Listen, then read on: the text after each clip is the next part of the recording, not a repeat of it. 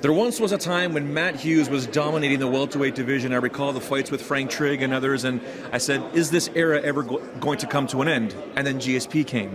And I would say, well, is that GSP era going to come to an end? And now it's pretty much done, and a new era is about to begin. You've been through this twice in your career at least. What do you think is going to happen on Saturday night as the world looks and sees that a new champion will be crowned in a division you two guys once ruled? I think it's great. We got two great examples here of welterweight fighters. Both these guys are going to go out and they're going to try and win the fight before it hits the judges' hands. So I really enjoy that there's two guys out here that are going to try and knock each other's head off, and try and finish the fight early. So as far as the era for the UFC, it's going to be a good one. When you think about what you and George were able to do, the dominance for such a long period of time, when I look at a guy like Johnny Hendricks and look at a guy like Robbie Lawler, they're in their 30s. Can they maintain not only becoming a champion in the division and perhaps defending it when you have guys like Carlos Condit, Tyron Woodley, and so many other guys in this crazy division already knocking on the door? You know, the welterweight division right now is very, very deep. So, when George sat down and gave up the belt, made a lot of people happy. Here, Carlos Condit, who's lost to George, everybody is like, you know what, this belt could be mine in a year. So it revived the division a little bit, gave everybody hope, and these guys, whoever wins Saturday night, this isn't the toughest fight they could have in a year. Condit's a tough guy, and things could happen. Tyron Woodley could come in there, things could happen, and they could have a tougher fight in 3 or 4 months. George, in my conversation with George, I still get the sense that unless there's changes to drug testing, he's not going to come back. But once that belt gets wrapped around either Johnny or Robbie's waist, you think that could trigger George to say, you know what, maybe I will come back?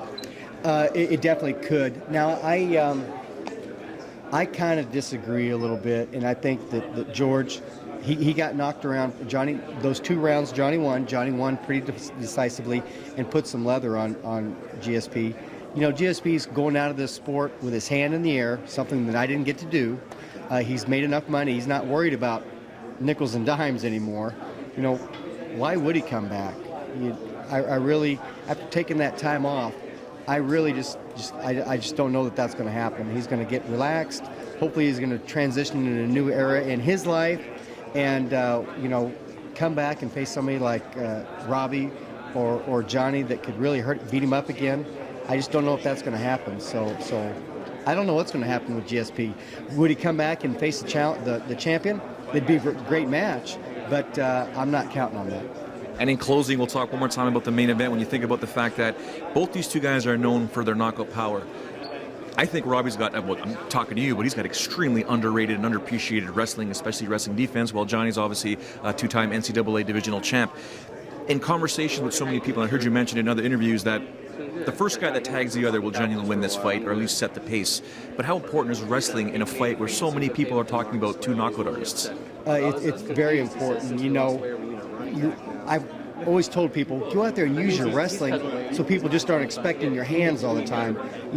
Johnny could go out there, use his wrestling to where Robbie doesn't know when the punches are coming or when the takedowns are coming, and that could really open up his hands more. So the wrestling is very important because it gets the guy thinking about something else besides just getting hit. The judges love, the takedowns, so you can't plan on it going to a decision, but if it goes to a decision, you want to make sure you've won the right amount of rounds, and that could be very effective with takedowns. So, wrestling plays a huge ballpark, and if one of them had wrestling and the other one didn't, it would be really lopsided because the wrestlers get picked where the fight spot at. I use my wrestling offensively, put my opponent down, or I can use my wrestling defensively and stand up and trade with him. So wrestling is a huge part in the sport. As always, thank you very much for your time. Thank you. There he is, Matt Hughes, UFC Hall-of-famer and one of the greatest champions in the UFC's welterweight division.